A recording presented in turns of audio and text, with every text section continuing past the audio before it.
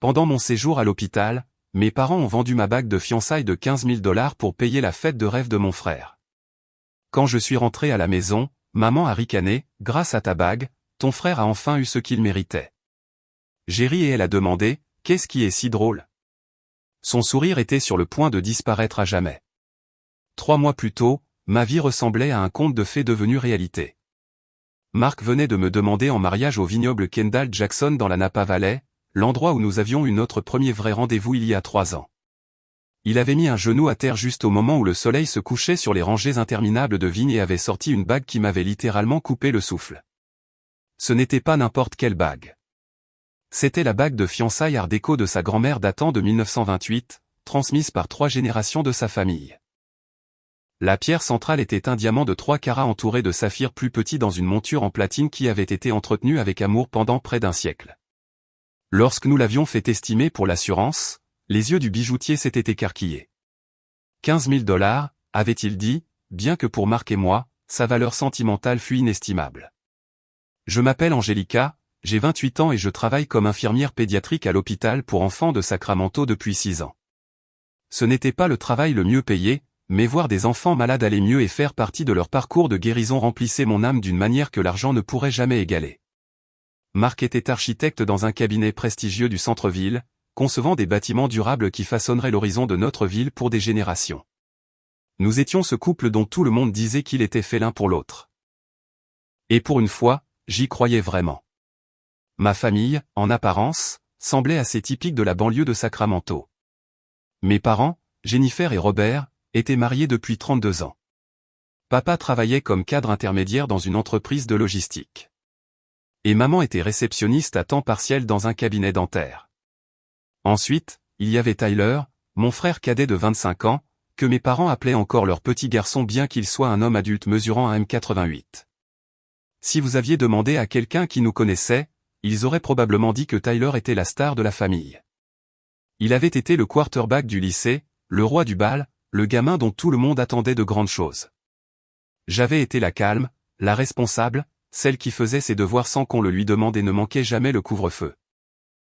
J'avais obtenu mon diplôme d'infirmière avec la mention summa cum laude tandis que Tyler avait abandonné l'université 2 fois. D'abord l'école de commerce, puis la communication. Mais d'une manière ou d'une autre, aux yeux de mes parents, Tyler était toujours à une opportunité de la grandeur tandis que je faisais simplement ce qu'on attendait de moi. J'avais soutenu Tyler à travers tout. Lorsque sa première entreprise a échoué, un food truck qui n'avait jamais réellement acheté de nourriture, je lui avais donné 3 000 $ pour payer ses dettes. Lorsque sa deuxième tentative d'entrepreneuriat s'est écrasée, une sorte de société de développement d'applications où il était le gars des idées mais n'avait jamais appris à coder, j'avais couvert son loyer pendant 6 mois. Lorsqu'il a détruit sa voiture en rentrant d'une fête, je lui avais acheté une Honda Civic d'occasion pour qu'il puisse se rendre au travail qu'il a perdu 2 semaines plus tard. Le dimanche avant que tout ne tourne mal, nous avions eu un dîner de famille chez mes parents. J'avais montré la bague à maman à nouveau, même si elle l'avait déjà vue une 12aine de fois. Elle avait tenu ma main à la lumière, regardant le diamant scintiller, et avait dit, « C'est joli, chérie. » Bien que cela semble un peu trop pour quelqu'un qui travaille avec des enfants malades toute la journée. Ne craindras-tu pas de l'abîmer? Tyler l'avait regardé et avait sifflé. 15 000 briques? Mec, Mark doit vraiment t'aimer pour lâcher ce genre d'argent. C'est comme ce que je pourrais faire avec 15 000 $ pour mes idées d'entreprise. C'était à sa grand-mère, avais-je expliqué pour la 100e fois. La valeur n'est pas une question d'argent. Ça doit être sympa, avait marmonné Tyler. Et papa lui avait tapoté l'épaule avec sympathie, comme si je lui avais fait du tort en me fiançant avec un héritage familial. Le lendemain matin, je m'étais réveillé à 4 heures avec des douleurs lancinantes dans l'abdomen. À 5 heures, j'étais recroquevillé sur le sol de ma salle de bain, incapable de me tenir droite. Mark m'avait précipité aux urgences, où ma collègue et amie, le docteur Patricia Santos, a immédiatement reconnu les signes d'une appendicite aiguë. Nous devons t'opérer maintenant, avait-elle dit. Son visage habituellement calme était plissé par l'inquiétude. Mais pendant l'opération, ils ont découvert que mon appendice était déjà perforé. Ce qui aurait dû être une procédure de routine s'est transformé en un combat contre la péritonite, une infection dangereuse qui s'était propagée dans ma cavité abdominale. Je me suis réveillé 3 jours plus tard aux soins intensifs avec des tubes partout et des machines qui bipaient autour de moi. Tu nous as fait une sacrée peur, a dit Mark, les yeux rouges par manque de sommeil. Il a été là tout le temps, m'a dit Patricia plus tard, refusant de partir, même lorsque la sécurité essayait de faire respecter les heures de visite. Mes parents sont venus me rendre visite une fois pendant ces 3 semaines. Une fois, ils sont restés maladroitement près de mon lit pendant 15 minutes tandis que maman se plaignait des frais de stationnement de l'hôpital et que papa vérifiait constamment son téléphone. Nous sommes tellement occupés avec le grand événement de Tyler, avait expliqué maman. C'est vraiment important pour son avenir. Tu comprends, n'est-ce pas, chérie? Tu as Mark ici, et toutes ces infirmières sont tes amies. Tyler a plus besoin de nous en ce moment. Sarah, l'une des infirmières de jour, a mentionné quelque chose d'étrange au cours de ma 2e semaine. J'ai vu tes parents en bas hier, avait-elle dit en changeant ma poche de perfusion. Ils sortaient du bureau administratif de l'hôpital. Ils étaient avec un homme en costume, et ta mère signait des papiers. Ils sont allés dans ce petit bureau d'estimation de bijoux à côté de la boutique de cadeaux. J'avais chassé la conversation de mon esprit à l'époque, trop malade pour traiter ce que cela pouvait signifier. Les analgésiques rendaient tout flou et irréel de toute façon. D'ailleurs, pourquoi mes parents seraient-ils chez un estimateur de bijoux? Ils ne possédaient rien qui valait la peine d'être estimé. Mais alors que je me tenais dans ma maison d'enfance ce jour-là, enfin sorti de l'hôpital, fixant mon annulaire nu, les mots de Sarah me sont revenus avec une horrible clarté. Le petit détail que j'avais rejeté dans ma brume de morphine est soudainement devenu le point central autour duquel tout le reste allait tourner. Mes parents m'avaient rendu visite une fois en 3 semaines pendant que je luttais pour ma vie, mais ils avaient eu le temps de rendre visite à un estimateur de bijoux à l'hôpital. Et maintenant, alors que la réalité s'installait, je réalisais que pendant que je combattais la septicémie, pendant que des machines respiraient pour moi, pendant que Mark dormait sur des chaises d'hôpital et priait pour que je me réveille, ma famille avait planifié quelque chose d'impensable. La bague qui symbolisait l'amour de Mark et l'histoire de sa famille avait disparu. Et avec elle toute illusion que j'avais sur l'amour de mes parents pour moi. Mark gardait sa main sur le bas de mon dos alors que nous marchions vers la maison de mes parents, me soutenant car je me sentais encore faible à cause du séjour prolongé à l'hôpital. La première chose que j'ai remarquée était la berline BMW série 5 dans l'allée, bleu métallique avec les plaques du concessionnaire encore dessus. Mes parents avaient conduit la même Toyota Camry pendant 12 ans, se plaignant toujours que les paiements de voiture étaient une perte d'argent. C'est la voiture de qui? Avais-je demandé à Mark, et il avait haussé les épaules, semblant aussi confus que moi. À l'intérieur, la maison donnait l'impression qu'une tornade de célébration l'avait traversée. Pas seulement des décorations de fête, mais du genre coûteux. Des haut-parleurs de qualité professionnelle étaient empilés dans le coin du salon. Des bouteilles de champagne vides, du vrai de France, pas le vin mousseux californien que mes parents achetaient habituellement pour le réveillon du Nouvel An, jonchaient toutes les surfaces. Des ballons or et noirs s'accrochaient encore au plafond, et une bannière indiquant « L'heure de gloire de Tyler » était accrochée à l'entrée de la salle à manger. Tyler était affalé sur un canapé d'angle en cuir qui n'était certainement pas là lors de ma dernière visite pour le dîner du dimanche. La télévision à laquelle il faisait face était énorme, au moins 75 pouces, et il jouait à un jeu de tir sur une PlayStation 5 avec un casque de réalité virtuelle à côté de lui. Un équipement qui avait dû coûter des milliers de dollars, le tout clairement flambant neuf. « Et Serette, dit-il sans lever les yeux de son jeu, content que tu ailles mieux. C'était comment la bouffe de l'hôpital? Tyler, dis-je lentement, assimilant encore la transformation de ma maison d'enfance. C'est quoi tout ça? Juste quelques améliorations, dit-il avec désinvolture. La fête était épique, au fait. Tu aurais dû voir ça. J'avais des investisseurs de toute la Californie du Nord ici. C'est ça, Angelica. C'est mon moment. L'organisation de fêtes est ma vocation. Je veux dire, regarde ce que j'ai réussi ici. Je passais devant lui, Mark me soutenant toujours, me dirigeant vers mon ancienne chambre où j'avais stocké des choses importantes quand j'avais emménagé avec Mark il y a 6 mois. Sauf que lorsque j'ai ouvert la porte, ma chambre d'enfance avait disparu. À sa place se trouvait ce qui ressemblait à un studio d'enregistrement professionnel, plusieurs écrans, une tour d'ordinateur haut de gamme avec des lumières LED, des microphones professionnels, des panneaux acoustiques sur les murs et un équipement de streaming que je reconnaissais pour avoir regardé des chaînes de jeux vidéo avec le neveu adolescent de Mark. Tyler, ai-je appelé, ma voix tremblante. Qu'est-il arrivé à ma chambre? Où sont mes affaires? Oh, maman a déplacé toutes tes vieilles affaires dans le garage, a-t-il répondu. J'avais besoin d'un espace approprié pour ma création de contenu.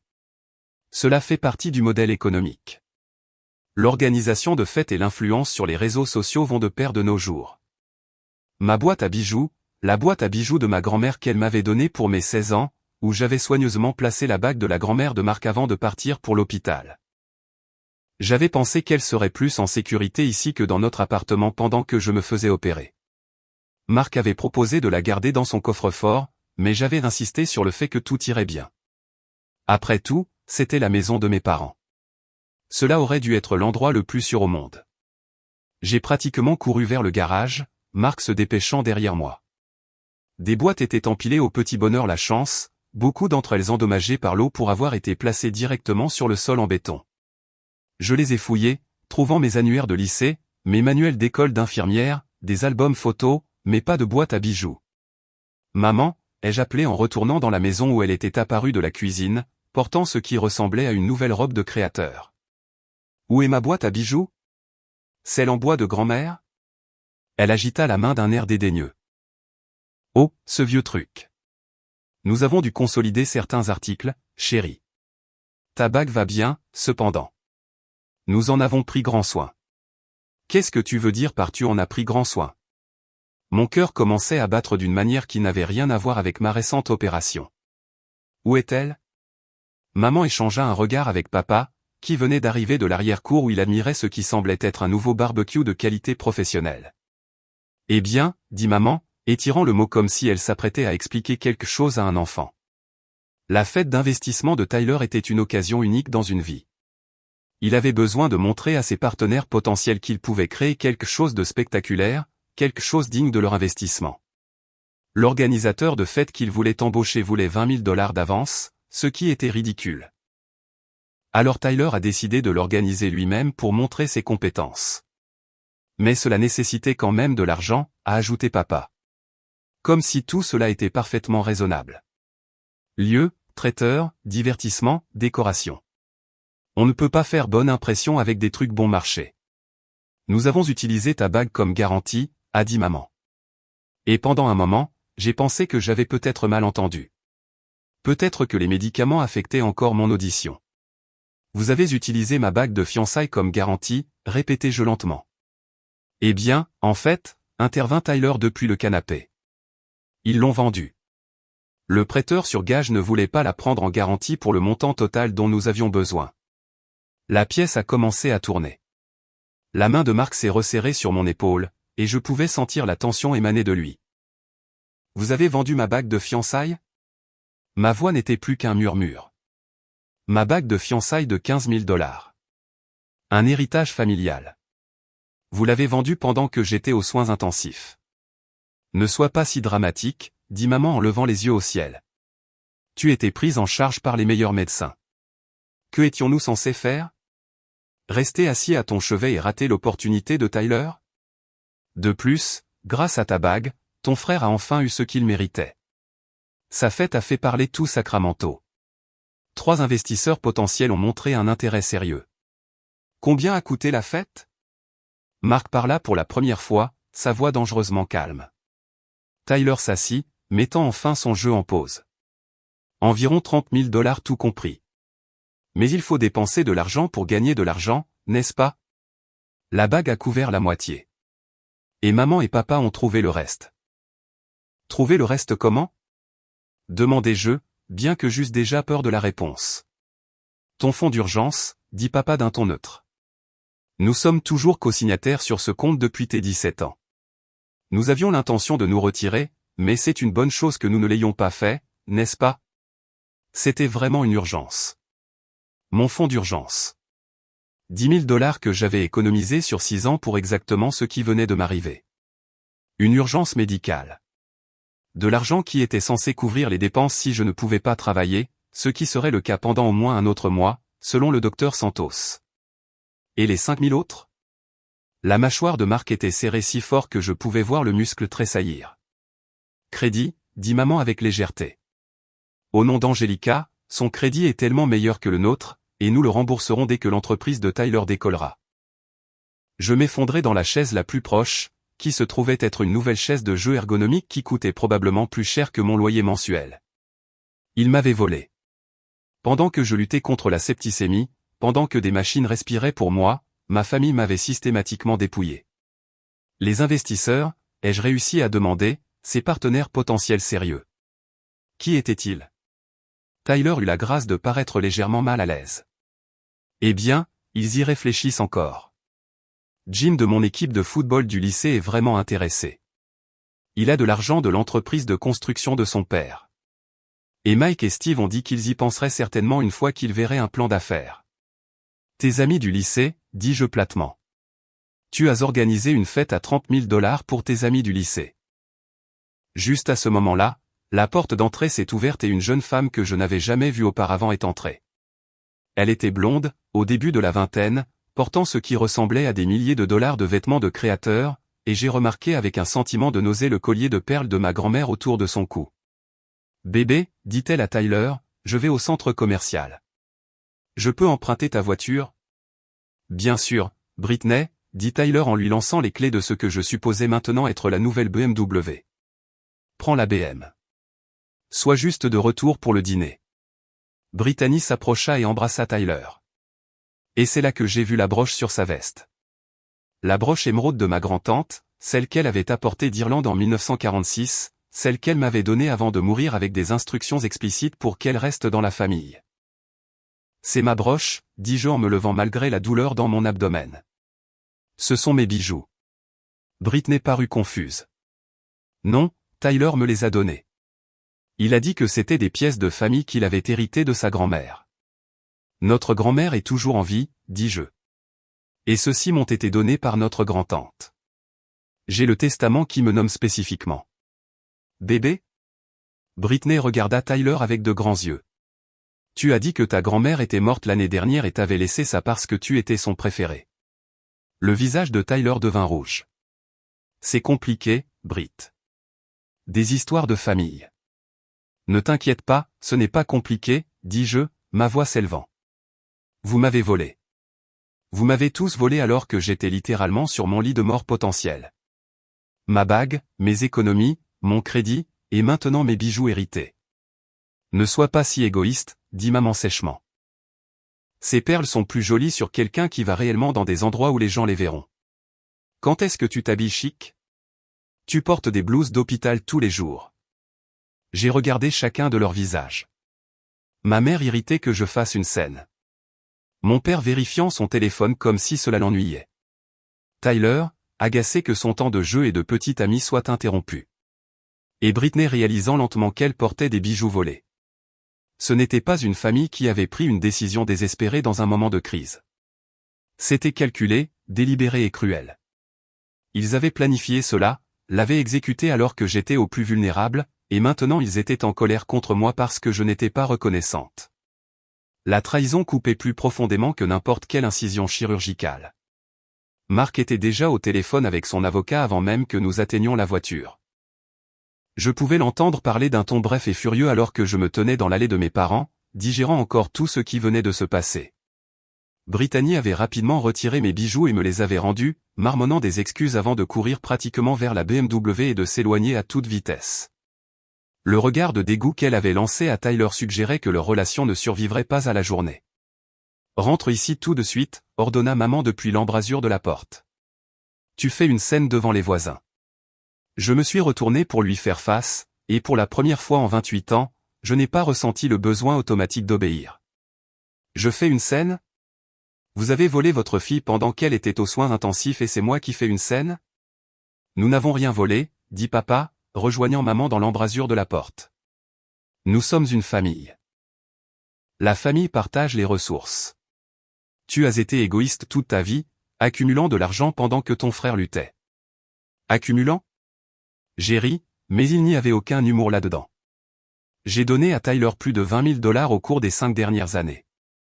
On ne m'a jamais remboursé un centime. Tu n'as jamais demandé à être remboursé, dit Tyler, apparaissant derrière nos parents. Je pensais que c'était des cadeaux. Tu pensais que l'argent du loyer que j'ai payé quand tu étais sur le point d'être expulsé était un cadeau? La voiture que je t'ai achetée après que tu aies détruit la tienne en conduisant ivre était un cadeau? Je n'étais pas ivre, protesta Tyler. J'étais juste fatigué. Le rapport de police dit le contraire, dit Mark en sortant de la voiture. Taux d'alcoolémie de 0,12. Je l'ai vérifié après qu'Angelica m'en a parlé. Tu aurais dû être en prison, mais d'une manière ou d'une autre, les charges ont été abandonnées. Papa connaît un type, dit Tyler avec un haussement d'épaule, comme si cela expliquait tout. Nous les avons suivis à l'intérieur, Mark gardant sa main protectrice sur mon dos. Une fois dans le salon, entouré des preuves de leurs dépenses, maman s'est lancée dans ce qui était clairement un discours préparé. Angelica, tu as toujours été jalouse de Tyler. Depuis sa naissance, tu as envié l'attention qu'il recevait. Tu as travaillé si dur à l'école, est devenue infirmière, t'es fiancée à Mark ici présent, tout ça pour essayer de rivaliser avec le charisme naturel et le potentiel de ton frère. Essaies-tu sérieusement de me manipuler en ce moment, demandai-je, incrédule. Il s'agit de loyauté familiale.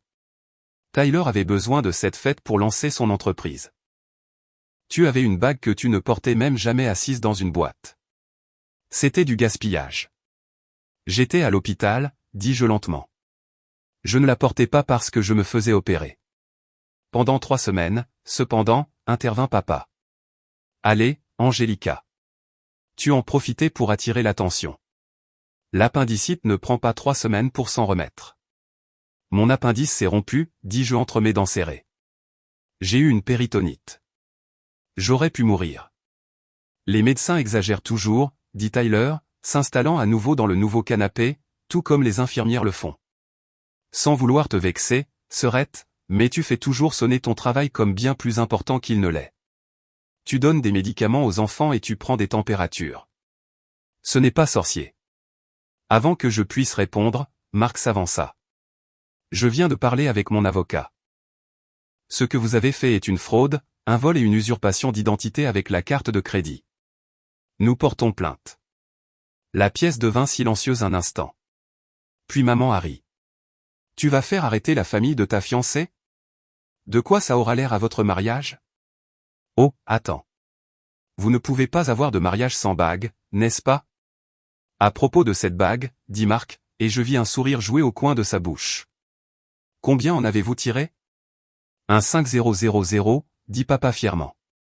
J'ai négocié moi-même. Le propriétaire du mont-de-piété a essayé de nous faire une offre basse, mais j'ai tenu bon. Vraiment? Mark sortit son téléphone. Parce que Sam de Golden Lowan vient de m'envoyer ce reçu. Il montre ici que vous avez obtenu $500 pour une réplique de bague en argent sterling et en oxyde de zirconium. La couleur quitta le visage de maman. C'est impossible. L'estimation disait 15 000. L'estimation pour la vraie bague disait 15 000, corrigea Mark. Celle qui est dans mon coffre-fort depuis 6 mois. Après que notre appartement a été cambriolé l'année dernière, j'ai fait faire une réplique pour des raisons d'assurance. Je les ai échangées avant l'opération d'Angelica parce que, eh bien, appelez ça une intuition, mais je ne faisais pas confiance au fait de laisser la vraie ici. Tyler s'assit si vite qu'il renversa une bouteille de champagne. Tu mens. Le reçu ne ment pas, dit Mark en montrant l'écran de son téléphone. $500. Mais c'est intéressant que vous pensiez avoir obtenu 15 000, Tyler. Maman et papa, combien avez-vous dit à Tyler que la bague s'était vendue? 5 000, dit Tyler lentement, se tournant pour regarder nos parents. Vous avez dit que le prêteur sur gage ne nous donnerait que 5 000 parce qu'elle était d'occasion. Donc, vous avez gardé 10 000 pour vous, demandai-je. Bien que je ne fusse plus vraiment surprise. Vous avez volé Tyler tout en me volant? Nous avions des dépenses, dit maman sur la défensive. La compte de la BMW, quelques factures en retard. La BMW est à ton nom. Le visage de Tyler devenait rouge. Tu as dit que c'était une voiture de fonction pour mon entreprise. Elle le sera, dit papa rapidement. Une fois que l'entreprise sera rentable. Vous m'avez dit que nous faisions tous des sacrifices pour mon avenir, dit Tyler, une vraie colère dans sa voix pour la première fois. Vous avez dit qu'Angelica comprendrait parce qu'elle réussit et que j'avais plus besoin de ça. Elle doit comprendre, insista maman. Elle a Mark. Elle a un travail. Elle a tout. Tu avais besoin de ce coup de pouce. Vous vous souvenez de mon fonds universitaire, demandai-je. Ma voix devenait plus forte. 50 000 $ que grand-mère Elisabeth a mis de côté spécifiquement pour mon éducation. Où est passé cet argent? Le silence remplit la pièce. La carrière musicale de Tyler, répondis-je pour eux. Tant de studios d'enregistrement, équipements, promotion pour un album qui s'est vendu à 12 exemplaires. J'ai dû contracter des prêts étudiants pendant que Tyler dépensait l'argent de mes études en autotune. Tyler parut véritablement choqué. Vous ne m'avez jamais dit que c'était ton fonds universitaire. Vous avez dit que c'était de l'argent de la famille. Tout est de l'argent de la famille pour eux quand ça vous profite, dis-je. Mon téléphone sonna. C'était ma grand-mère, Elisabeth. J'ai failli ne pas répondre, ne voulant pas gérer plus de drames familiaux. Mais quelque chose m'a poussé à décrocher. Angélica, chérie. Sa voix était forte malgré ses 91 ans. Je viens d'avoir la conversation la plus intéressante avec mon comptable. Il semble que quelqu'un ait essayé d'accéder à ton fonds fiduciaire. Celui que j'ai mis en place et dont tu n'es pas censé avoir connaissance avant mon décès. Quelqu'un prétendant être toi a appelé pour demander des informations sur les pénalités de retrait anticipé. Je l'ai mise sur haut-parleur. Grand-mère, je suis ici avec maman, papa, Tyler et Marc. Bien, dit-elle sèchement. Alors ils peuvent tous entendre ça. Jennifer, Robert, pensiez-vous vraiment que j'étais sénile? Pensiez-vous que je ne remarquerais pas que vous me dites qu'Angélica vit avec vous gratuitement tout en percevant un loyer d'elle pour le stockage? 800 $ par mois depuis 3 ans. C'est près de 30 000 $ que vous avez volé à votre fille. La pièce devint complètement silencieuse. Oh, oui, continua grand-mère. Je sais tout à ce sujet. Je sais aussi pour les prêts que vous avez essayé de contracter sur l'héritage d'Angélica. L'héritage dont vous n'êtes pas censé avoir connaissance. Mais Robert, ton ami à la banque, celui qui t'a aidé à vérifier. C'est aussi mon ami. Depuis 40 ans. Il me dit tout. Mère, commença maman. Mais grand-mère la coupa. Je ne suis pas ta mère, Jennifer. Je suis la mère de Robert, et j'ai honte de l'appeler mon fils. Je documente tout depuis des années. Chaque mensonge, chaque vol, chaque manipulation. Saviez-vous que je suis propriétaire de la maison dans laquelle vous vivez, pas vous? Moi? Je vous laisse y vivre gratuitement pour vous aider à élever votre famille, et c'est ainsi que vous remboursez ma générosité. Grand-mère, dit Tyler faiblement. Nous ne savions pas, tu ne savais pas parce que tu n'as jamais demandé, Tyler. Trop occupé à prendre et à ne jamais donner pour remarquer quoi que ce soit au-delà de tes propres désirs. Ta sœur a failli mourir et tu n'as même pas pu lui rendre visite. Mais tu as eu le temps d'aider tes parents à la voler. Vous m'avez volé un loyer? Demandai-je, ma voix à peine un murmure. Depuis 3 ans. Maman leva le menton avec défi. Nous méritions une compensation pour le stockage de tes affaires. Et grand-mère possède cette maison? Demanda Tyler, regardant autour de lui comme s'il la voyait pour la première fois. Elle est confuse, dit papa rapidement. Début de démence. Elle m'a semblé assez claire, dis-je en me levant. Je me suis tourné vers Tyler. Savais-tu pour le loyer, le fonds fiduciaire, tout ça? Il secoua la tête, semblant véritablement choqué. Je pensais que nous avions des difficultés. C'est pour ça que nous avions besoin de ta bague. Ils nous volent tous les deux, dis-je. Utilisant ton nom pour me manipuler, utilisant ma réussite pour financer leur mode de vie tout en te gardant dépendant. Le téléphone de Tyler sonna. C'était Britney, il répondit, et nous pouvions tous entendre sa voix. C'est fini, Tyler. Ta famille est malade. Cette infirmière, ta sœur, tout l'hôpital la connaît. Elle a sauvé le gamin de mon cousin il y a 2 ans. Elle est restée 16 heures d'affilée pendant son service pour s'assurer qu'il s'en sorte. Et vous l'avez tous laissé mourir en la volant. Ne me recontactez jamais. Elle raccrocha. Tyler resta là, téléphone à la main, l'air perdu. C'est de ta faute, maman se retourna contre moi. Tu as tout gâché avec ton égoïsme. Mais je n'écoutais plus. Je pensais à toutes les fois où j'avais douté de moi-même. Demandé si j'étais trop dur. Toute la culpabilité qu'il m'avait fait ressentir pour avoir eu du succès alors que Tyler luttait. Toute la manipulation déguisée en amour. La vérité était enfin claire. Et c'était dévastateur. Marc nous a conduits à la maison en silence pendant les premières minutes, mon esprit tourbillonnant encore de tout ce qui avait été révélé. Puis son téléphone connecté au Bluetooth de la voiture a sonné. C'était Sam du Mont-de-Piété. Marc, j'ai plus d'informations pour toi, la voix de Sam remplit la voiture. Est-ce qu'Angelica peut m'entendre? Je suis là, Sam, dis-je, bien que nous ne nous soyons jamais rencontrés. Tout d'abord, laissez-moi vous dire que je suis désolé pour ce que vous avez traversé. J'ai entendu parler de votre séjour à l'hôpital par ma femme. Elle est inhalothérapeute à l'hôpital général de Sacramento. Tout le personnel médical parlait de l'infirmière qui a failli mourir d'une péritonite. Merci, dis-je. Touché que des étrangers se soucient plus de moi que ma famille. Maintenant, à propos de cette bague, continua Samedi, je savais qu'elle était fausse au moment où vos parents l'ont apportée. Je fais ça depuis 30 ans, et le cabinet de Marc a conçu notre nouvelle vitrine l'année dernière. J'ai reconnu la bague de fiançailles de la fête de Noël de l'entreprise. Marc avait mentionné avoir fait faire une réplique pour des raisons d'assurance. Alors pourquoi leur avez-vous donné 500 $ pour ça, demanda Marc. Preuve, dit Sam simplement. Je voulais une trace écrite. De plus, j'ai tout en vidéo. Votre mère était très bavarde, Angelica. Elle n'arrêtait pas de dire que vous n'auriez pas besoin de la bague de toute façon puisque vous ne survivriez probablement pas à l'opération. Ses mots exacts étaient, elle est trop malade pour se marier de sitôt, et Tyler a besoin de cette opportunité maintenant. J'avais l'impression d'avoir reçu un coup de poing dans l'estomac. Ma propre mère m'avait essentiellement condamné à mort. Il y a plus, continua Samedi, votre père a posé des questions sur les polices d'assurance vie, si je connaissais quelqu'un qui pourrait les aider à percevoir l'argent s'il vous arrivait quelque chose. Je leur ai dit que je ne m'occupais pas de ce genre de choses, mais j'ai tout sur enregistrement. Ils prévoyaient ma mort, ma voix sortit étranglée. Il semble qu'ils envisageaient au moins les avantages financiers si vous mouriez, dit Sam d'un ton sombre. J'ai déjà tout envoyé à l'email fourni par Marc. Oh, et encore une chose. Ils n'étaient pas seuls. Tyler était avec eux, et c'est lui qui a initialement suggéré de vendre la bague. Il a dit, et je cite, elle m'aime plus que quiconque.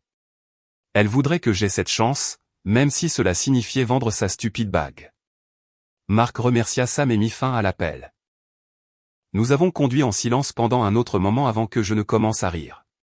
Pas un rire joyeux, mais le genre qui vient quand la réalité devient trop absurde pour être traitée autrement. 500 $, haltai-je entre deux rires. Ils ont détruit notre relation pour 500 $. Ils pensaient que c'était 15 000, fit remarquer Marc. Non, Tyler pensait que c'était 5 000. Ils lui ont dit 5 000 et ont gardé les 10 000 imaginaires pour eux. Nous sommes arrivés à notre complexe d'appartements et Marc m'a aidé à entrer. J'étais épuisé, mais il y avait quelque chose que je devais savoir. La vraie bague, dis-je alors que nous étions assis sur notre canapé. Elle est vraiment en sécurité. Marc alla à son bureau à domicile et revint avec une petite clé. Viens avec moi demain quand tu te sentiras plus forte, et je te montrerai. Elle est dans le coffre-fort avec d'autres documents importants. Qu'est-ce qui t'a rendu assez méfiant pour les échanger? Demandai-je. Marc resta silencieux un instant. Tu te souviens de Thanksgiving dernier? Ta mère n'arrêtait pas de poser des questions sur la valeur de la bague, si elle était assurée, ou nous la gardions. Puis à Noël, Tyler a fait cette blague sur la façon dont une bague pourrait financer 10 startups. Ce n'était pas vraiment une blague, n'est-ce pas? Je suppose que non, dis-je en m'appuyant contre lui. Mon téléphone vibra avec un SMS d'un numéro inconnu. C'était une photo d'un reçu d'un restaurant haut de gamme daté du soir de mon opération. L'addition était de plus de 800 $, payée avec une carte de crédit à mon nom. Un autre SMS suivit.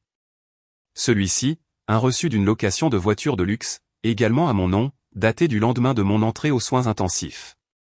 Il fêtait ça, dis-je en montrant les reçus à Marc. Pendant que j'étais sous respirateur, il faisait un dîner de célébration. Le téléphone de Marc sonna. C'était son avocate, Patricia Winters. J'ai examiné les images de sécurité et les documents envoyés par Sam, dit-elle lorsque Marc l'a mis sur haut-parleur. C'est une fraude massive.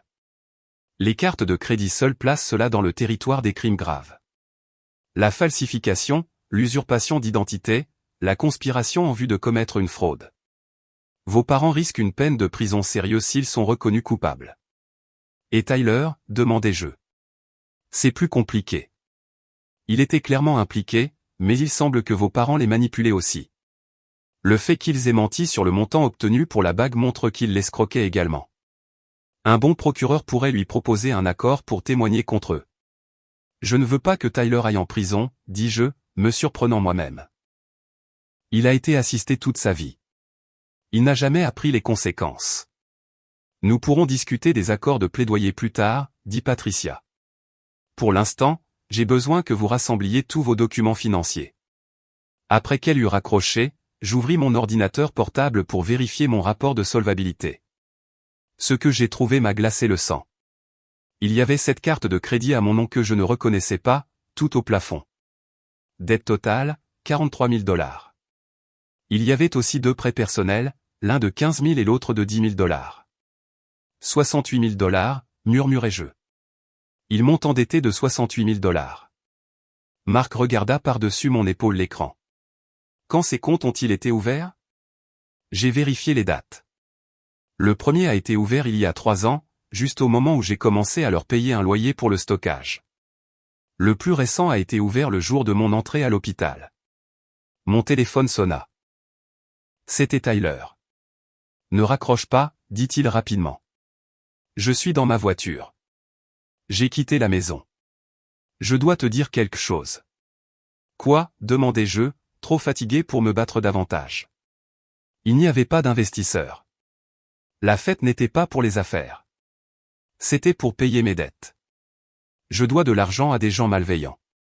Dettes de jeu, maman et papa savent que la fête était leur idée pour que ça paraisse légitime, mais l'argent est allé directement au remboursement de ce que je devais. Combien dois-tu? Devais, au passé. 30 000 et si je ne payais pas, ils allaient me faire du mal. Peut-être pire. Maman a dit que ta bague était le seul moyen de me sauver la vie. Alors, ils t'ont manipulé émotionnellement pour que tu acceptes de me voler. Non, dit Tyler doucement. Je veux dire, oui, mais j'aurais pu dire non. J'aurais dû dire non. Je réfléchis à ce que Britney a dit. Tu as sauvé le gamin de son cousin. Tu sauves des gens tous les jours. Et quand tu mourrais, j'ai aidé à te voler. Quel genre de personne cela fait-il de moi? Je ne sais pas, Tyler. Quel genre de personne veux-tu être? Il y eut une longue pause.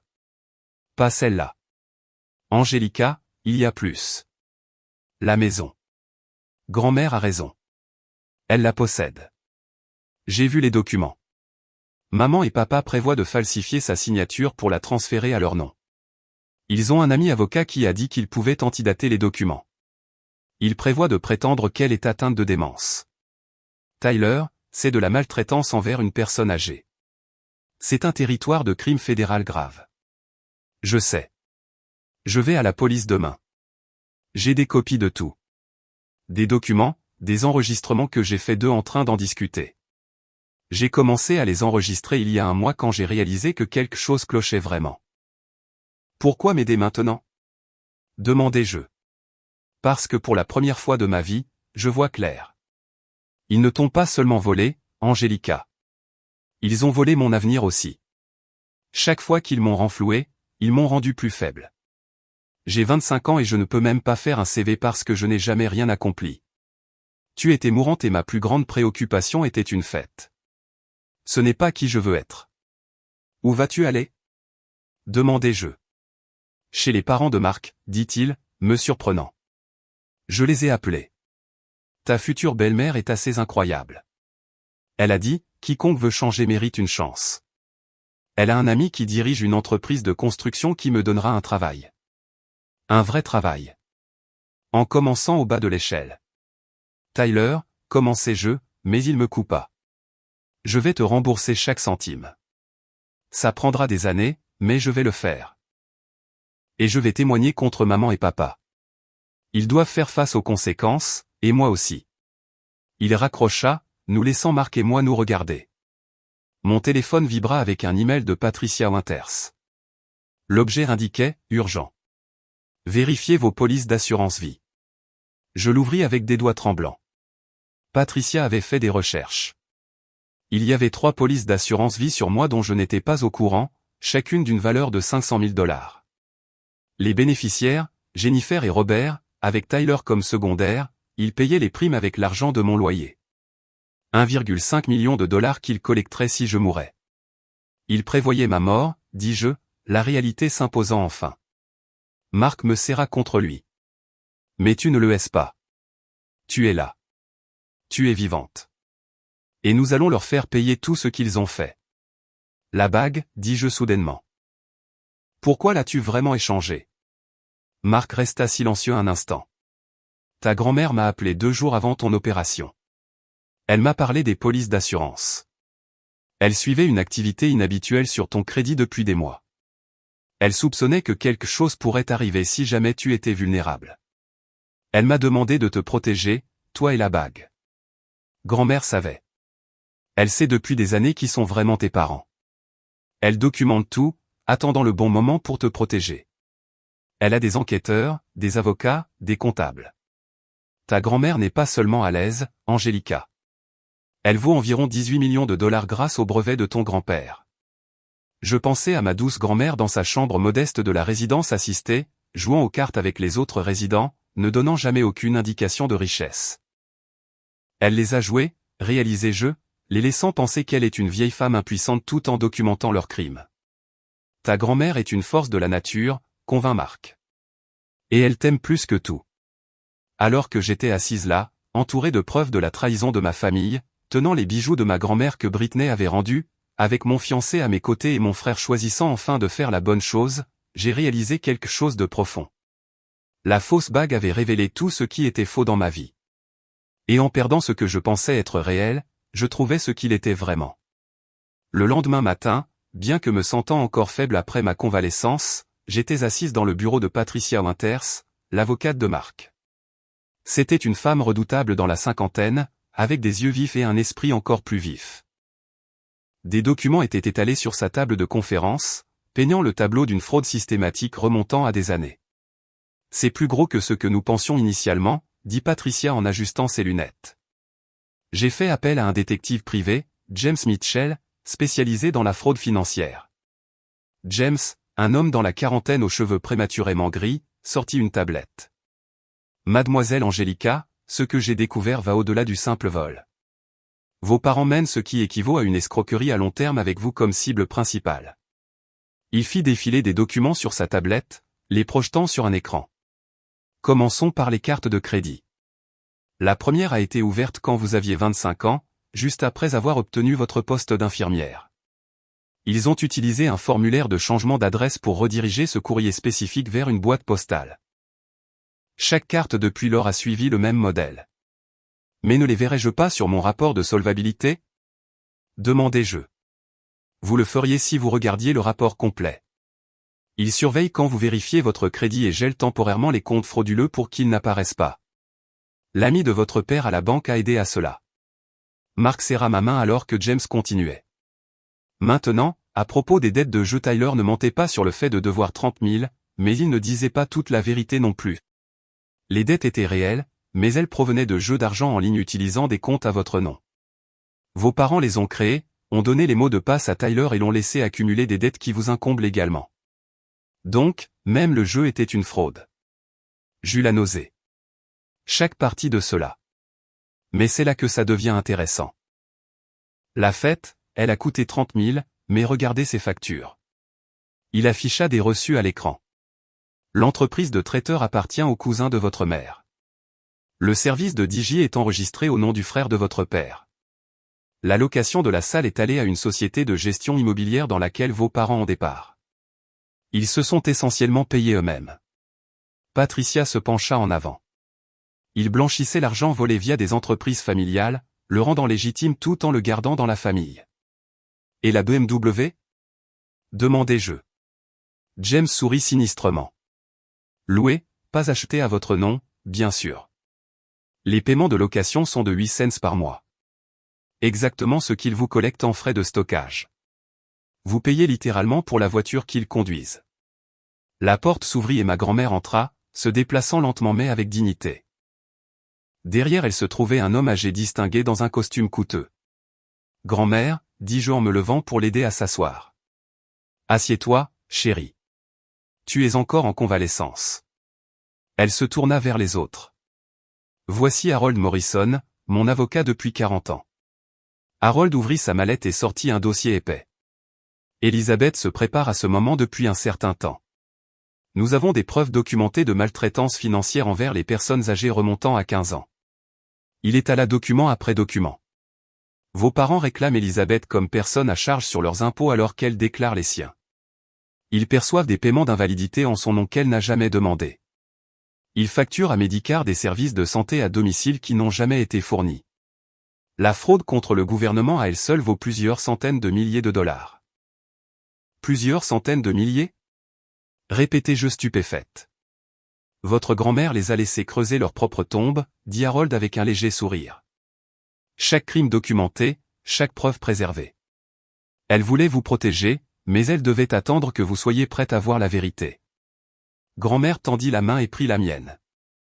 Je suis désolé, chérie.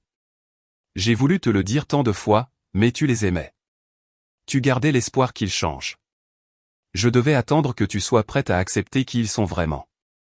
La maison, dis-je. Tyler a dit que tu la possédais. Je possède plusieurs propriétés, dit grand-mère. Cette maison, 2 propriétés locatives à Folsom, une maison de vacances à Lake Tahoe et des biens immobiliers commerciaux dans le centre-ville de Sacramento. Vos parents disent aux gens qu'ils possèdent ces propriétés et tentent de contracter des prêts sur celles-ci. Harold sortit un autre document. Il y a 3 jours, ils ont rencontré un avocat pour faire déclarer Elisabeth incompétente.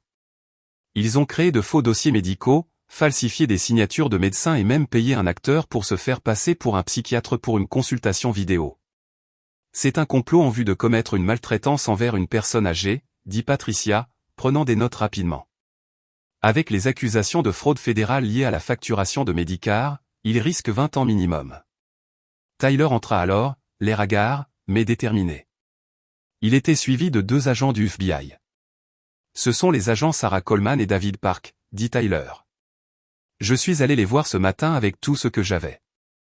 L'agent Coleman, une femme dans la trentaine au comportement pragmatique, s'avança. Monsieur Tyler a été extrêmement coopératif. Il nous a fourni des enregistrements, des documents et l'accès à des comptes de messagerie qui montrent un modèle de conspiration criminelle. Elle sortit sa propre tablette. Ce qui nous intéresse le plus, c'est la fraude à Medicare et le complot en vue de commettre une maltraitance envers une personne âgée. Ce sont des crimes fédéraux. Mais au cours de notre enquête initiale, nous avons découvert autre chose. L'agent Park prit le relais.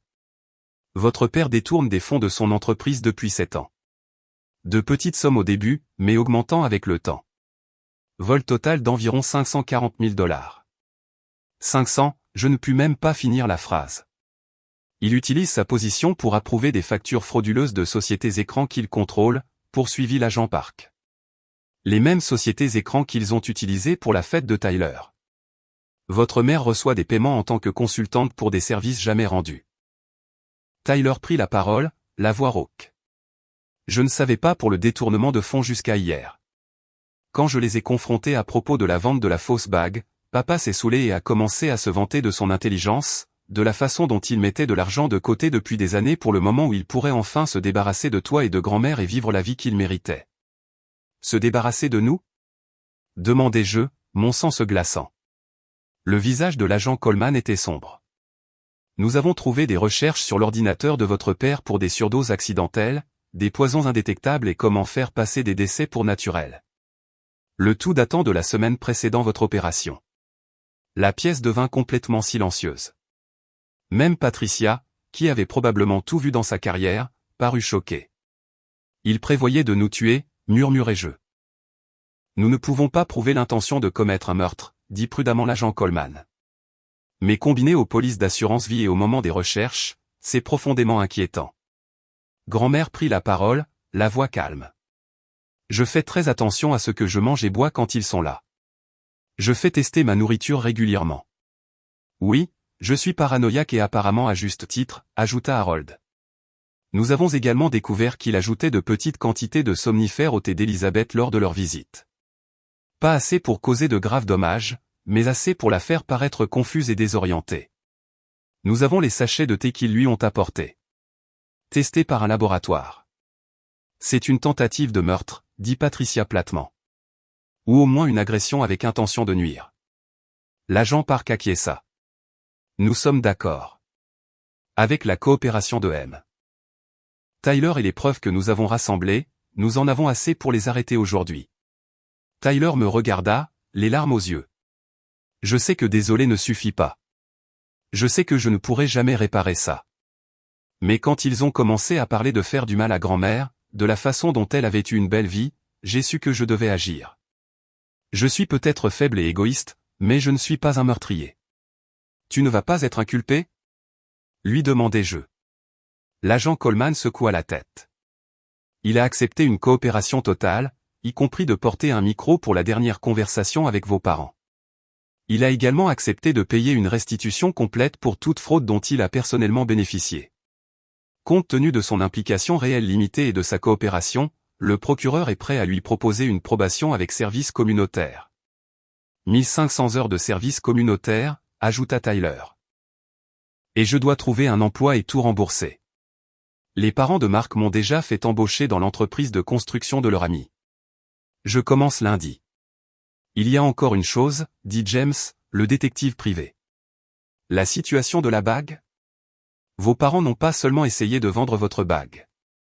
Ils volent et vendent des bijoux lors de ventes successorales auxquelles ils assistent, prétendant être des estimateurs. Nous avons des victimes dans 3 comtés. Patricia se leva. Donc, nous avons une fraude fédérale, une maltraitance envers une personne âgée, une tentative de meurtre, un détournement de fonds, une usurpation d'identité, une falsification et un complot en vue de commettre plusieurs crimes. Vos parents ne risquent pas seulement la prison. Ils risquent le reste de leur vie en prison fédérale. Mon téléphone vibra. C'était maman qui m'envoyait un SMS. Arrête ces bêtises tout de suite et rentre à la maison. Nous avons une réunion de famille pour discuter de la façon dont tu vas réparer le désordre que tu as créé. L'agent Coleman regarda le message.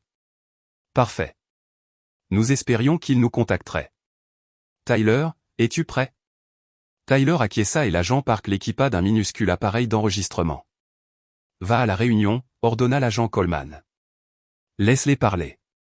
Plus ils en disent, mieux c'est. Nous serons juste dehors. Alors que tout le monde se préparait à partir, grand-mère me prit à part. Je dois te dire quelque chose. La raison pour laquelle j'ai tant d'argent, ton grand-père n'avait pas seulement des brevets. Il a inventé 3 des composants clés utilisés dans les stimulateurs cardiaques modernes. Les redevances augmentent depuis 30 ans. Quand je mourrai, tout ira à toi. Rien pour eux. Rien pour Tyler. À moins qu'il ne change vraiment. Environ 18 millions de dollars. Grand-mère, je me fiche de l'argent. Je sais que non, chérie. C'est pour ça que tu le mérites. Mais eux s'en soucient. Ils planifient depuis des années comment l'obtenir. La maison dans laquelle ils vivent, je les expulse demain. Le FBI les arrêtera aujourd'hui, mais s'ils paient la caution, ils n'auront nulle part où aller. Alors que nous sortions du bureau, Mark passa son bras autour de moi. Comment tiens-tu le coup ? J'ai l'impression d'être dans un cauchemar, ai-je admis. Mes parents prévoyaient de nous tuer, ma grand-mère et moi, pour de l'argent. L'avidité, dit Patricia en entendant. L'avidité pure et simple.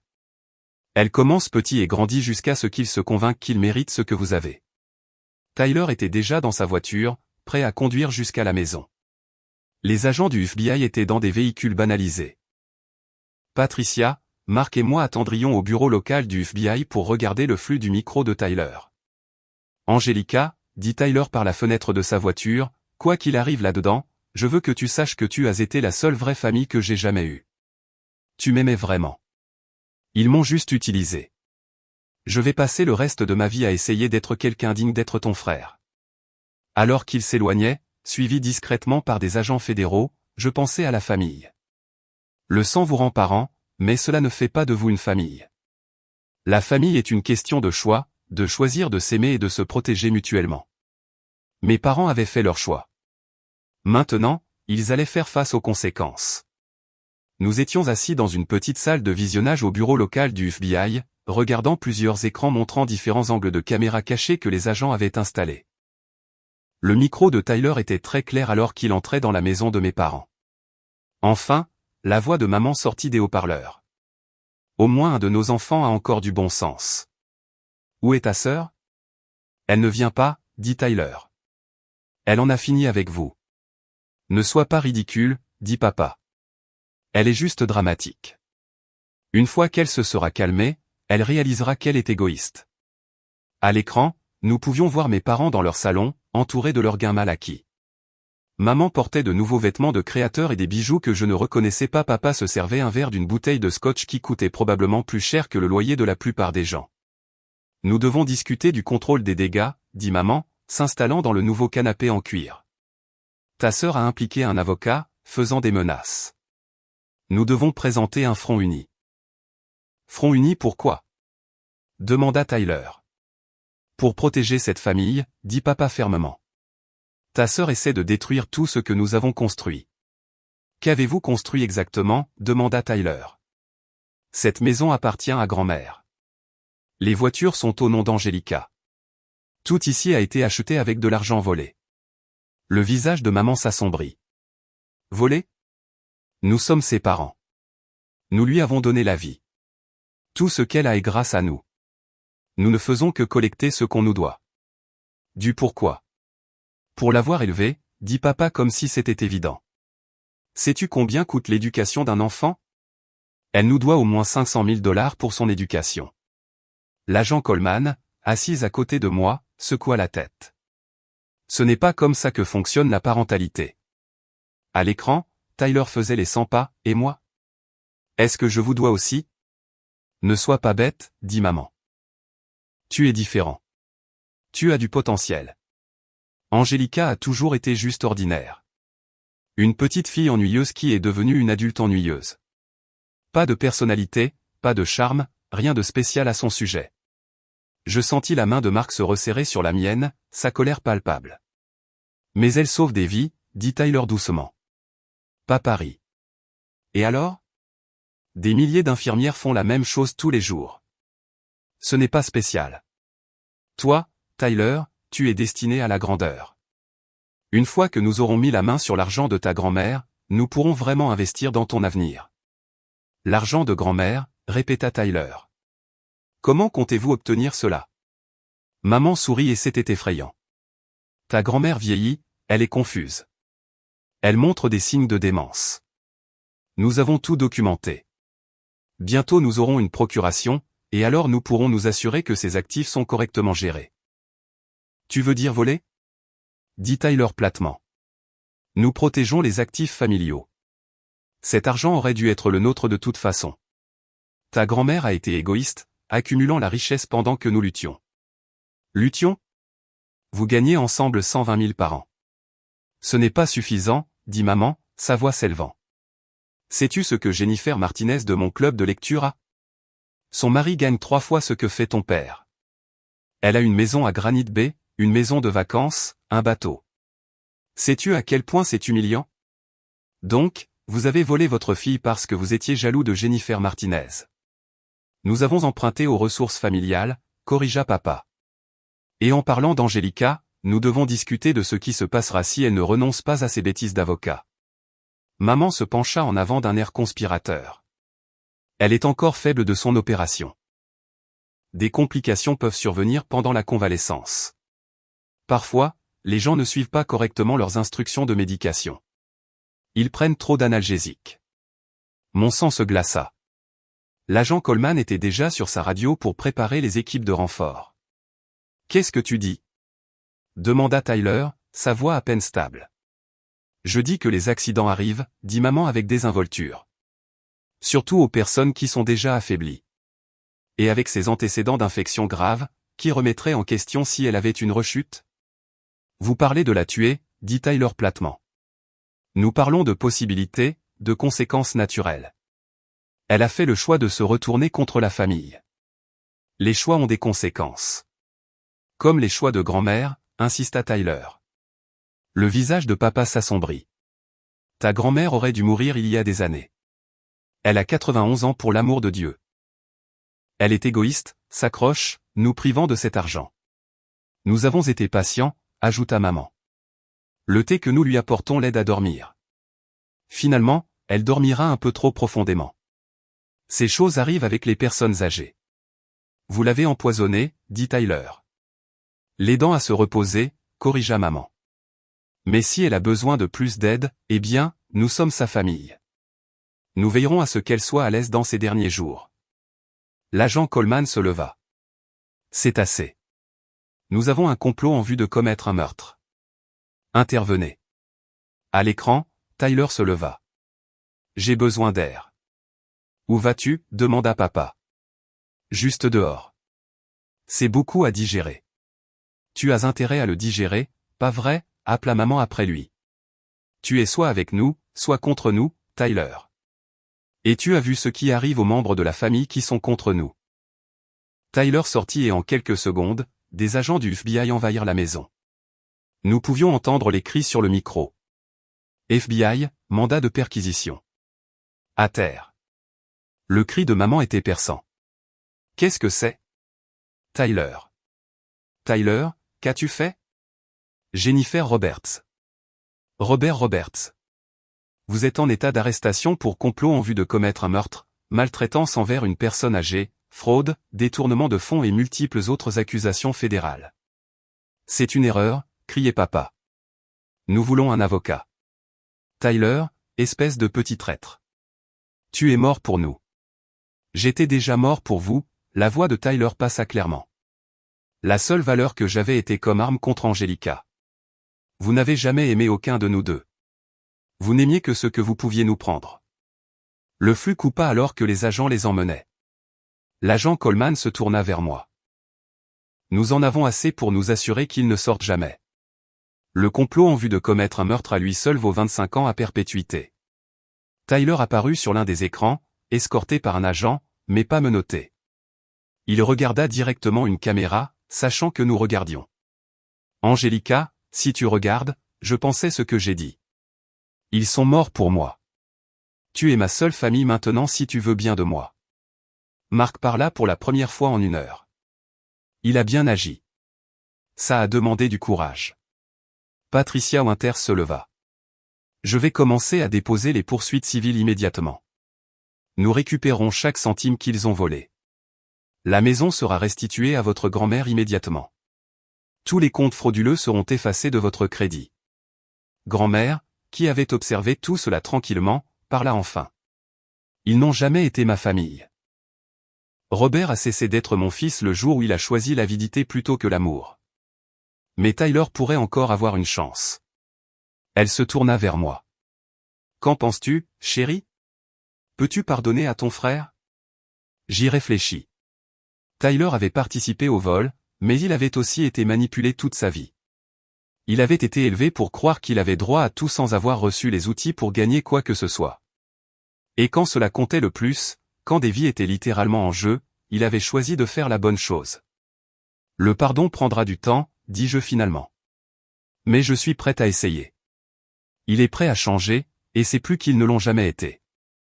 3 heures plus tard, nous étions à la maison, grouillante maintenant d'agents du FBI cataloguant les preuves. Maman et papa étaient détenus sans caution, considérés comme présentant un risque de fuite et un danger pour la société. Tyler était là aussi, aidant les agents à identifier quels articles avaient été achetés avec de l'argent volé. C'est tout ça, dit-il en faisant un geste autour de la pièce. Tout depuis les 3 dernières années. Les meubles, l'électronique, les voitures, même la plupart des vêtements. Ils n'ont rien acheté avec leur propre argent. Un agent me prit à part. Nous avons trouvé quelque chose que vous devriez voir. Il me tendit un carnet. C'était l'écriture de maman, un plan détaillé sur la façon d'obtenir l'argent de grand-mère. Cela avait commencé il y a 5 ans par de petits vols et s'était transformé en meurtre. Mon nom y figurait aussi avec des notes sur mon assurance vie et comment faire passer une surdose pour accidentelle. Ils ne nous ont jamais aimés, dis-je à Tyler, qui lisait par-dessus mon épaule. Non, convint-il. Nous étions juste des moyens pour arriver à une fin. Des signes dollars dans leur fantasme malade de richesse. Les parents de Marc arrivèrent alors, ayant fait la route depuis leur domicile à Roseville. Sa mère, Patricia, enseignante à la retraite, prit immédiatement Tyler dans ses bras. « Tu as fait la bonne chose, dit-elle fermement. C'était dur, mais tu l'as fait. Ça demande un vrai caractère. » Son père, James, entrepreneur, serra la main de Tyler. « Tu commences le travail lundi, 6 heures du matin, pile. Ça va être un travail dur, mais honnête. Tu es partant? Oui, monsieur, dit Tyler. Et pour la première fois depuis des années, je vis une véritable détermination dans ses yeux. Alors que nous nous tenions dans cette maison de mensonges, entourés de preuves de trahison, j'ai réalisé quelque chose. La famille avec laquelle j'avais grandi avait disparu, n'avait peut-être jamais vraiment existé. Mais de ses cendres, quelque chose de nouveau grandissait. Tyler, enfin libéré de l'influence toxique de nos parents, essayant de devenir un homme meilleur. Grand-mère, n'ayant plus à faire semblant d'être faible pour se protéger. La famille de Marc ouvrant ses bras à quelqu'un qui avait besoin d'une seconde chance. Et moi, j'étais libre. Libre de la culpabilité, de la manipulation, de la ponction constante sur mes ressources et mon esprit. La bague qui avait tout déclenché, la vraie toujours en sécurité dans le coffre-fort de Marc, était devenue un symbole, non pas de ce que j'avais perdu, mais de ce que j'avais gagné. La vérité, la liberté, une chance d'avoir une vraie famille basée sur l'amour, pas l'exploitation. L'agent Coleman s'approcha de moi une dernière fois. Vos parents seront transférés en détention fédérale demain. Compte tenu des preuves, leurs avocats parlent déjà d'accord de plaidoyer. Ils risquent un minimum de 25 ans, probablement plus. Devrais-je témoigner? Très probablement non. Les enregistrements et les documents parlent d'eux-mêmes. Le témoignage de Tyler suffira si cela va au procès, mais je doute que ce soit le cas. Ils accepteront un accord. Alors que nous nous préparions à partir, je jetai un dernier coup d'œil autour de la maison. Demain, grand-mère la ferait vider. Elle avait déjà décidé de la vendre et de faire don des bénéfices à une association caritative pour les victimes de maltraitance envers les personnes âgées. Cet endroit, qui avait été le théâtre de tant de tromperies, ferait au moins un peu de bien à la fin. Prête à rentrer? Demanda Marc en passant son bras autour de moi. Je le regardais, lui, ses parents qui discutaient de l'horaire de travail de Tyler, Tyler qui écoutait attentivement et prenait des notes, grand-mère qui dirigeait les agents du FBI vers des coffres cachés qu'elle connaissait. Oui, dis-je en me penchant vers lui. Rentrons à la maison. 6 mois plus tard, je me tenais dans une salle d'audience fédérale à Sacramento, regardant mes parents être amenés portant des combinaisons oranges et des chaînes. Ils semblaient plus petits, en quelque sorte, diminués sans leur parure volée et leur faux semblants. La galerie était remplie de journalistes, de victimes de leurs autres fraudes et de curieux qui avaient suivi l'affaire aux informations. La juge Martha Chen, une femme dans la soixantaine réputée pour ses peines sévères dans les affaires de fraude, prit place et regarda mes parents avec un mépris non dissimulé. Jennifer Roberts et Robert Roberts, commença-t-elle. Vous avez plaidé coupable de 37 chefs d'accusation fédéraux, y compris complot en vue de commettre un meurtre, maltraitance envers une personne âgée, fraude électronique, fraude postale, usurpation d'identité, détournement de fonds et complot en vue de commettre une fraude. Avant que je prononce la sentence, avez-vous quelque chose à dire? Maman se leva, son avocat à ses côtés. Pendant un moment, j'ai pensé qu'elle montrerait peut-être enfin des remords. Au lieu de cela, elle se tourna pour me regarder avec une haine pure. Ma fille a détruit notre famille, dit-elle, la voix tremblante de rage. Nous lui avons tout donné, et elle nous a trahis pour de l'argent. C'est elle la criminelle ici, pas nous. Les yeux de la juge se plissèrent. Madame Roberts, votre fille se remettait d'une péritonite quasi fatale pendant que vous voliez sa bague de fiançailles et planifiez son meurtre pour l'argent de l'assurance. La seule criminelle que je vois, c'est vous. Papa se leva ensuite. Votre honneur, nous essayons juste de subvenir aux besoins de notre famille. Notre fille a toujours été égoïste avec son succès. Monsieur Roberts, dit froidement la juge Chen. Les parents ont l'obligation d'élever leurs enfants. Les enfants ne sont pas obligés de financer le mode de vie luxueux de leurs parents par le vol d'identité et la fraude.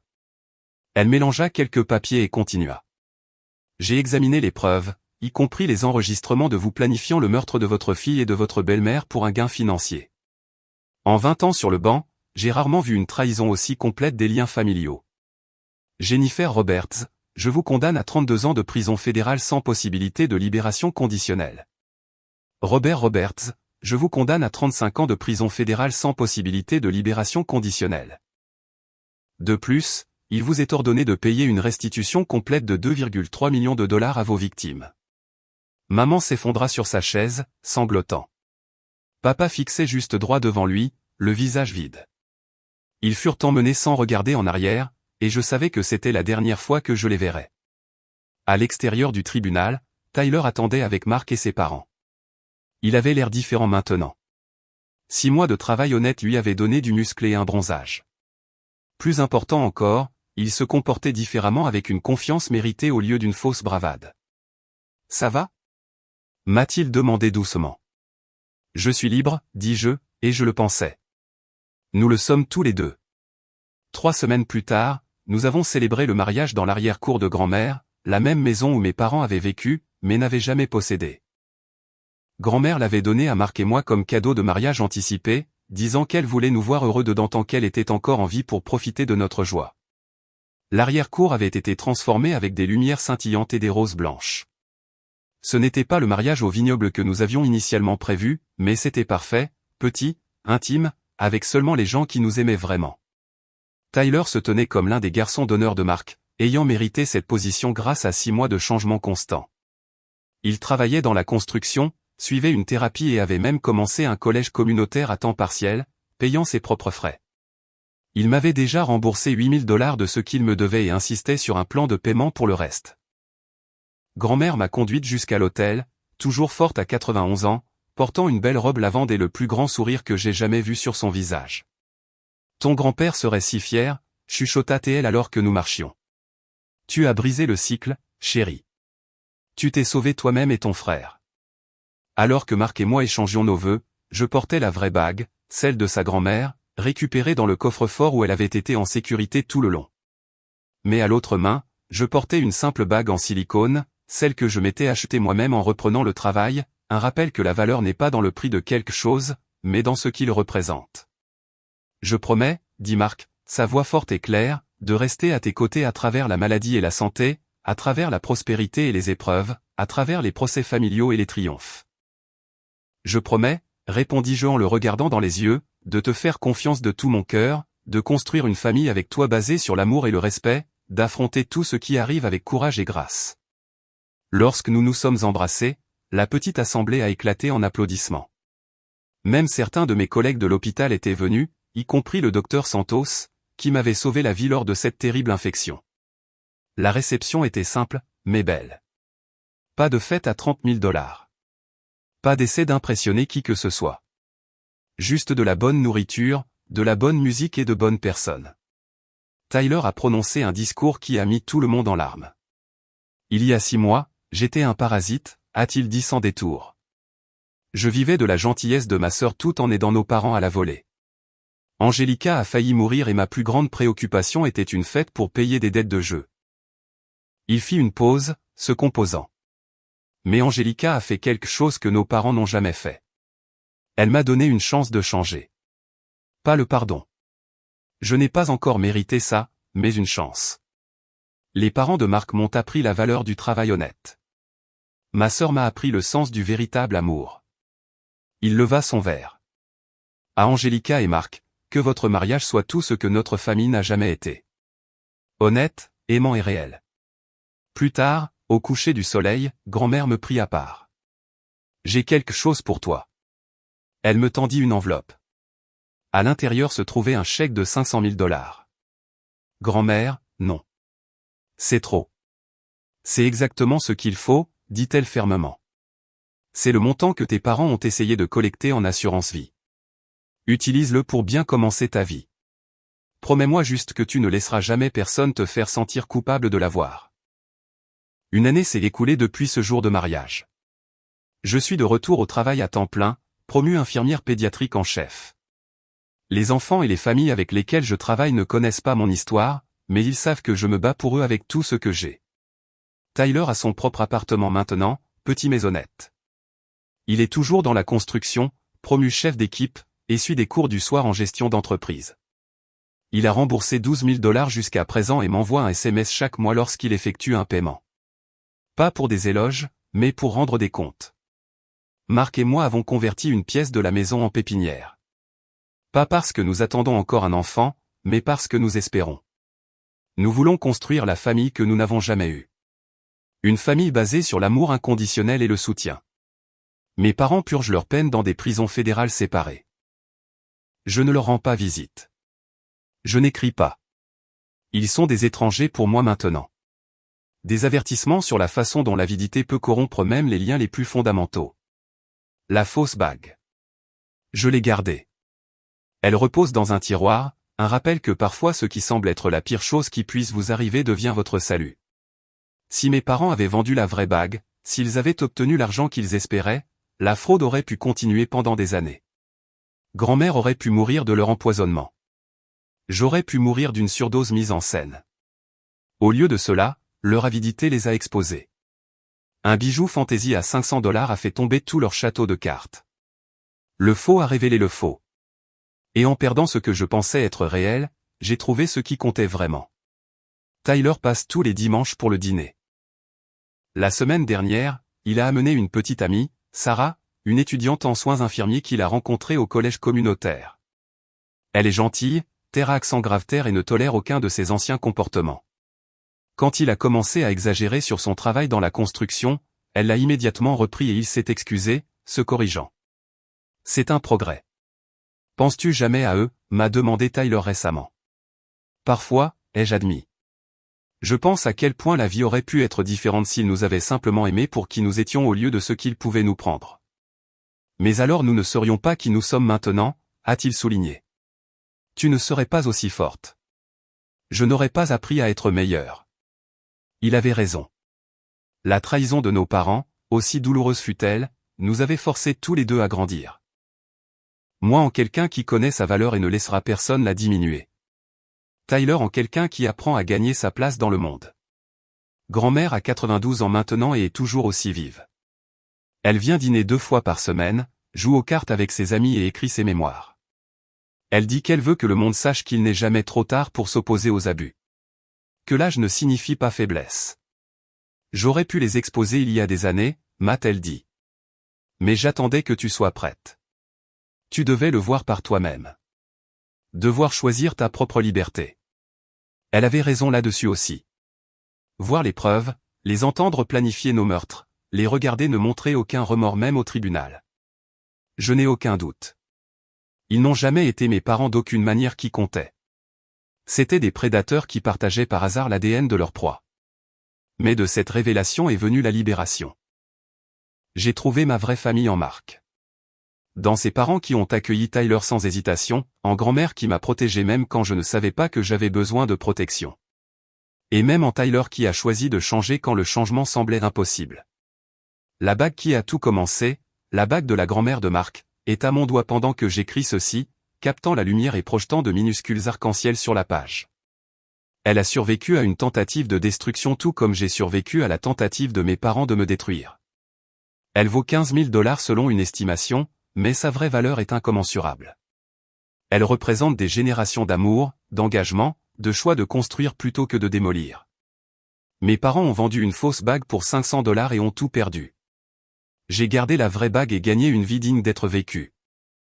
Parfois, quand je travaille à l'hôpital, tenant la main d'un enfant malade ou réconfortant des parents inquiets, je pense au chemin qui m'a amené ici. La douleur, la trahison, l'expérience de mort imminente, tout cela a conduit à ce moment où je peux être pleinement présente pour les familles en crise. Le mois dernier, une mère a essayé de prendre les bijoux de sa fille inconsciente, prétendant qu'elle devait les garder en sécurité. Quelque chose dans ses yeux, une froideur calculatrice que j'ai reconnue, m'a fait alerter la sécurité. Effectivement, elle avait des antécédents de vol auprès de membres de la famille. Les bijoux ont été rendus, la mère a été arrêtée et la fille, à son réveil, m'a remercié les larmes aux yeux. « Comment saviez-vous » a-t-elle demandé. « Parfois, lui ai-je dit, les personnes qui devraient nous protéger sont celles dont nous avons besoin de protection. Ce n'est pas ta faute. Ce n'est jamais ta faute. Elle suit une thérapie maintenant, apprend à fixer des limites, apprend que l'amour ne vous oblige pas à être une victime. Je prends de ses nouvelles parfois, et elle devient plus forte chaque jour. Et c'est la leçon, n'est-ce pas? Celle qu'il m'a fallu 28 ans et faillir mourir pour apprendre. La famille, ce ne sont pas les gens avec qui vous naissez.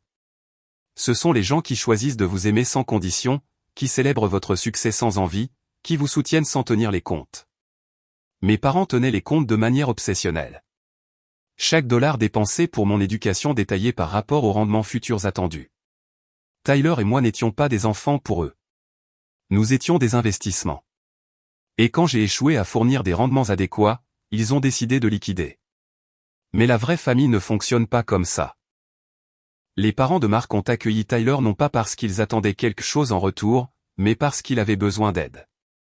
Grand-mère m'a protégé pendant des années, dépensant son propre argent pour des enquêteurs et des avocats, ne demandant jamais de remerciements. Mark est resté à mes côtés pendant la pire période de ma vie, dormant sur des chaises d'hôpital, menant mes batailles quand j'étais trop faible pour les mener moi-même. C'est ça la famille. C'est ça l'amour. Et c'est ce que mes parents dans leur avidité et leur narcissisme ne comprendront jamais.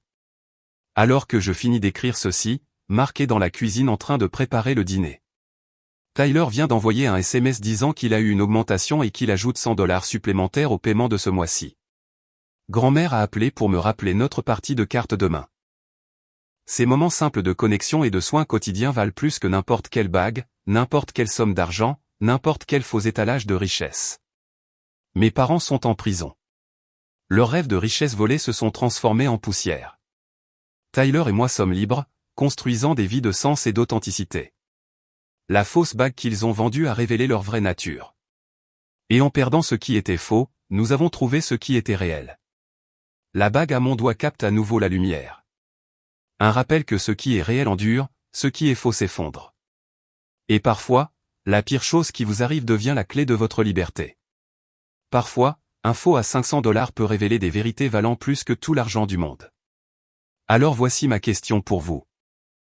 Avez-vous déjà eu quelqu'un dans votre vie qui vous a fait sentir coupable de votre succès ou obligé de sacrifier votre bien-être pour ses désirs? Comment avez-vous trouvé la force de vous libérer des membres toxiques de votre famille qui vous voyaient comme une ressource plutôt que comme une personne? Partagez vos pensées dans les commentaires ci-dessous car votre histoire pourrait être exactement ce que quelqu'un d'autre a besoin d'entendre aujourd'hui. Si cette histoire a résonné en vous, appuyez sur le bouton j'aime et abonnez-vous pour entendre plus d'histoires sur la façon de surmonter le dysfonctionnement familial et de trouver votre vraie valeur. Partagez ceci avec quiconque a besoin d'entendre qu'il n'est pas obligé de s'immoler par le feu pour garder quelqu'un d'autre au chaud, même si ce quelqu'un est de la famille. Merci de faire ce voyage avec moi. N'oubliez pas, vous méritez un amour qui ne vient pas avec une étiquette de prix. Un soutien qui ne nécessite pas de sacrifice et une famille, qu'elle soit née ou choisie, qui voit votre valeur au-delà de ce que vous pouvez fournir. Vous êtes précieux simplement parce que vous existez, pas à cause de ce que vous pouvez donner. Puissiez-vous trouver le courage de reconnaître les fausses bagues dans votre propre vie et la sagesse de vous accrocher à ce qui est réel.